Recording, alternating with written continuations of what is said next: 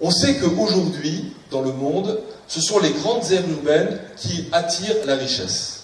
50% du PIB mondial, mesdames et messieurs, est fabriqué, si on peut dire, dans les 380 grandes aires urbaines du monde. Or, en France, il n'y a qu'une seule très grande aire urbaine, c'est Paris.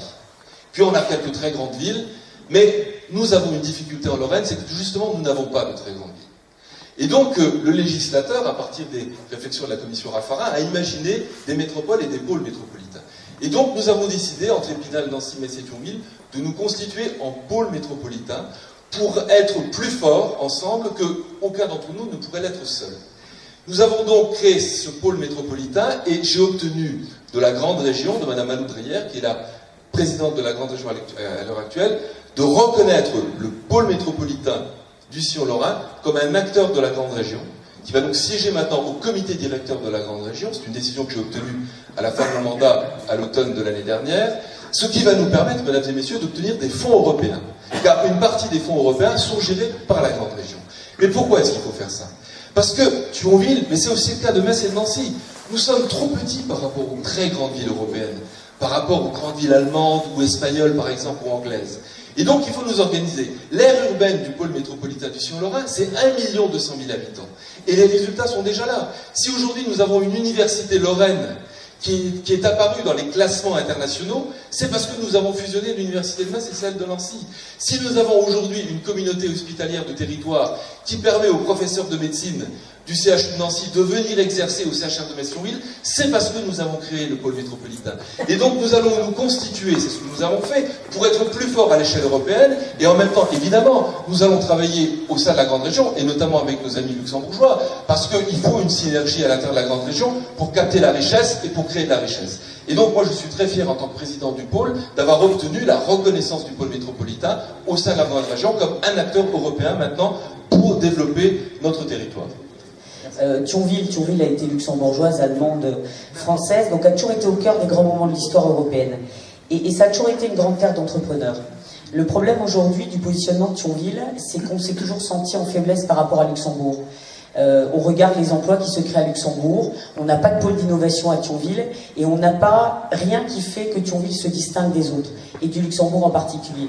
C'est la raison pour laquelle nous avons décidé de faire de Thionville une technopole du net, une porte de France du numérique, de donner ce positionnement numérique avec le développement d'un pôle économique numérique sur le site de la gare, avec l'accompagnement, la création de start-up, de PME, donner cette dimension transfrontalière à Thionville et l'utiliser, en faire un atout, plutôt que le vivre comme une faiblesse aujourd'hui en se disant tout le monde part travailler au Luxembourg, faire une web académie. Il faut donner un avenir aux jeunes, donner un avenir à nos créateurs d'entreprise, à nos chefs d'entreprise, en leur permettant de travailler et de vivre à Thionville.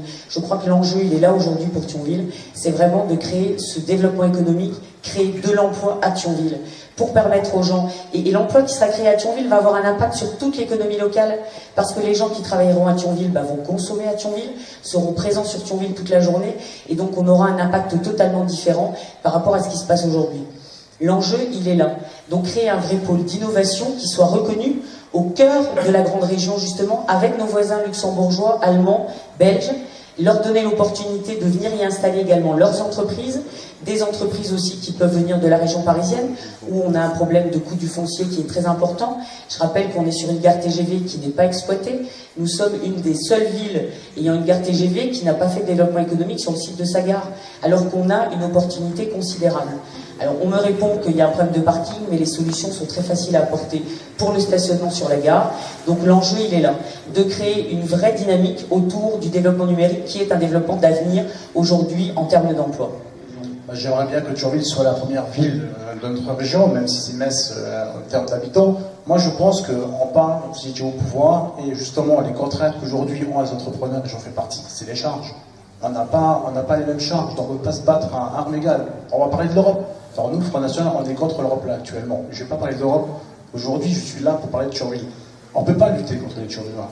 En France, il y a trop de gens qui ne travaillent plus. C'est comme ça. On a beaucoup de fonctionnaires, on a beaucoup de chômeurs, on a 6 millions de chômeurs, on a un système social qui coûte énormément. Regardez voir une fiche de paye d'un Français, regardez voir une fiche de paye d'un salarié luxembourgeois. Voilà. On ne peut pas se battre à armes égales avec ces gens-là, parce qu'ils n'ont pas les mêmes contraintes que nous. Par contre, aujourd'hui, on a un avantage, c'est que Luxembourg est à 10 km. Alors prenons cette richesse, Voilà.